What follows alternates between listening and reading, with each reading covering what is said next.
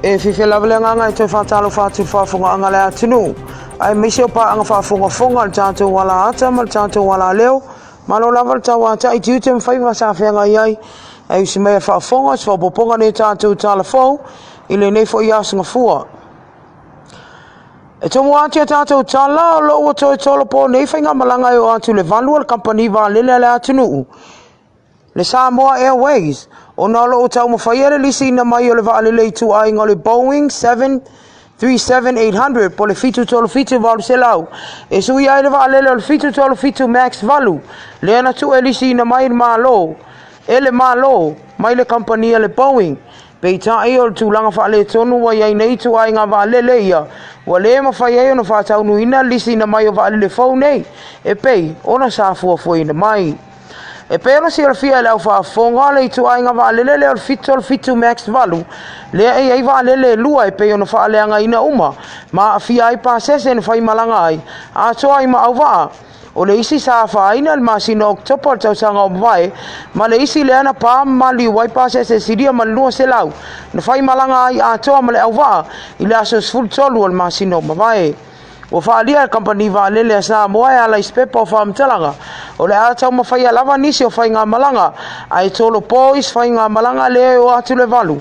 Ona o tau mawhainga o tu na inga e lisi mai le vaalele o tu a inga.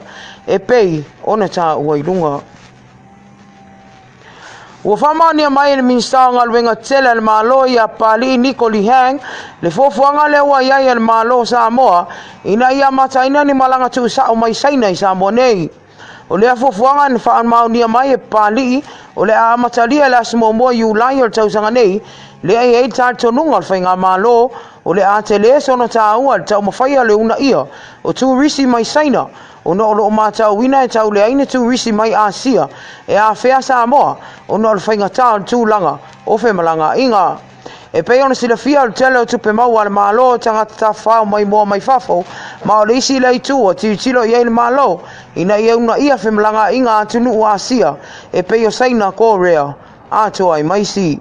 E le ngata i lea o lo tanga i whaile malo le whai o whemalanga inga tusao, mai Hong Kong, Singapore ma Los Angeles, ina ia te lea i pea le tupe mau ale atunu, pe atoa tele tangata Asia si mai nei atunu, e Asia Samoa, o na o leo le ai, nei whainga malanga tu sao. E ai nisi o le atunu o whaadia o lato pōlenga i le nei fofuanga le malo, o na o le puipuinga o tangata so ona o mai tonu o le atunu, ai mai se lava o atunu Asia. Pei tai wa whaadia le awhionga le minista, e le ai sulanga i whaapole nei Samoa, o na o lea lava i malu tu la fona o wale puipuinga i tu nei, mai le la matia o le atunu, i tangata whemalanga ai, mai whafo. Inisi o tala le Aperila se vai atu nei le ana whaatautoa i nai, i se sauninga whaapitoa i le whane Tapua i le malo i maunga o vaia, i o ofisa sili e toa fitu le ua mai ono filifilia, i taita ina nisi o mtanga luenga le malo, mo se le lenga o tangata le atunu. O nisi o i lantou o lea o toe whaau isi a lantou tolu tausanga, a o nisi e whau i le nei tofinga taua. Ilana saunoanga au tu na whailoa i ele awhionga le ripa alimia, susunga atula e pasa i lele malia le ngoi whaapea. O le nei tofinga o whaingoa ina au auna, o ila ataune o auna le atunu, ma i le tatau ona i aile fefefe, a i atu a atoa i aile tomai ma le anga waa, e whai aini suinga le leim, ta ngā luenga le o vala wina le atua, e ngā lulue ai. O le tuta ua na whaamanato e tula epa i office sili nei. O le whaamasani le tatala pe o la tō whaita toa i tangata le atunu. O na o tau sanga o tua na i e o mai lava le temi nei. O lona office a lava e sulfa i atu i tangata le atunu. O lo fia maua se fsasoani. Pe a whai wale tali atu office sili o matanga luenga. Ai mai se lava o minista. O nisi na whaalia i le awhionga i le ripa alimia. E o atu lava i lona maota i sa ili ai se fsasoani. Ona o lana lea maasani, e matala pealo na whaita toa i tangata le atunu, tusa po le ale mata upu, olo o whaatoa i atu. Na ave lana whaamdianga ia i la tau nei e toa fitu, ina ia tutoa e taita ia mtanga luenga o lato o ona iai. O ofisa sili nei e toa fitu e au fiai, sila ma nai weta Bans Solomona, o le ofisa sili fau o le pūlenga o mlaiva alele. Ma ngele hovi ali, le otula i mai e taita ia mtanga luenga o ngā luenga. Afa masanga fa awinga mulitalo, le o to fia taita ia mtanga luenga o tina mtama itai. Ngalu male mana ta atia leo titi Agnes tutu vanu swalka leo pale mal tofinga ofisili mole pulenga fila wa inga ila wile ele fua lau talanga ma tau matafeo o leo ofisili fo leo mtanga dwenga ofso ta inga male asi o sio fa asina Oscar Maria linga oi leo tula imai ta ita ia mtanga dwenga tupe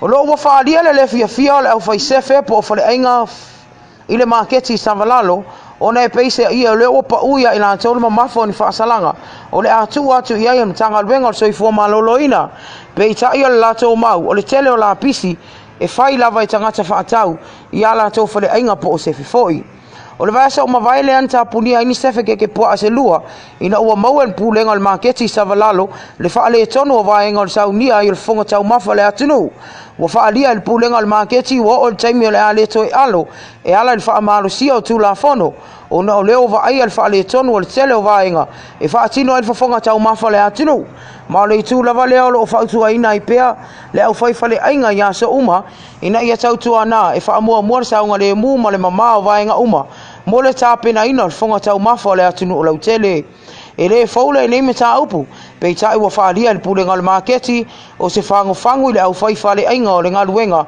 e fai faatasi ina e madia ila antou i tupe maua ma li lia tangata faatau i le lei atoa o mea tau mafa o lo o latou ngausia o le tātou tala muri o leo wa whalau i loa ia mai e le whaia onga le manu Samoa ta itoa fitu ia Gordon Teaching ia le awa le manu mo le vai o le taamisanga ta itoa fitu i Hong Kong whaapea i ma Singapore o leo o toi taliu mai le sunga ia tō masi alo sio i le au ina o mai a manu anga sa whianga e maia whaapea i fo i ma si osi as folau ma me lani matavao le fo ina whianga e manu anga ma le itoa fitu ni whaia i Vancouver o le sui fau le au manu Samoa ta itoa fitu o Paul Scanlon le o le afa to ata alo mo le au ta itoa fitu ina ua maea ona filfilia mai le au o Samoa o lo fatu langa mai Samoa tu langa fitu le fa solonga au pitoi lunga ta misanga ta itoa fitu la langi le nei tausanga o le au manu Samoa mo vai lua e pe on ta ua au fiai David afmasanga alamanda motunga to fatu i moana solia si osi as folau to masi alo sio me lani matavao Murphy Paulo Tila me aloi Johnny Samuelu Elisabetta alo fipo Johnny Vaili la aloi leilua ma Paul Scanlon Mr. Ngango mal fafanga se tanto atunu o so poponga na tanto tal fo nei foi tu la le afiafi tal tono le amo session fa poponga temi la fa penei la so atayao ai mol temi nei manu tele ina tu tem 5 alo fenga i mala atunu fa manuia le tua so i fua